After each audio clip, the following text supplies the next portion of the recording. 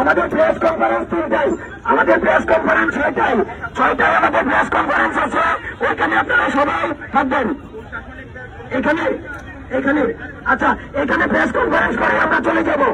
আমরা এখানে press conference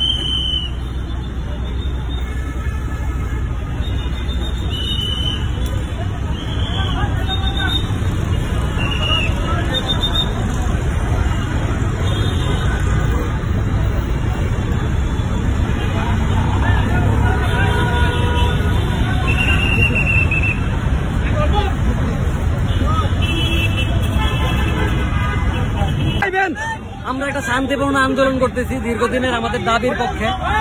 এখন এই যে বিগত স্বৈরাচারের যারা ওই যে শপথে বহাল আছে, স্বৈরাচারের দালাল, তারা আমাদের এই ন্যায্য অধিকারটুকু আদালতের রায় থাকার পরেও বাস্তবায়ন করা হতে দিচ্ছে না।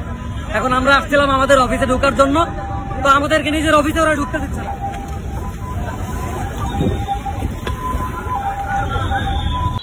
মতামত রয়েছে আমাদের, মানে রিট পিটিশনে অন্তর্ভুক্ত অডিটর সহ অডিটর পদকে দশম গ্রেড করতে হবে, কিন্তু সেই আইন উপদেষ্টার মতামতটা তোয়াক্কা না করে আজকে পর্যন্ত এখন পর্যন্ত 45তম দিন পর্যন্ত তারা আমাদেরকে এরকম একটা অবস্থায় টেনে নিয়ে এসছে।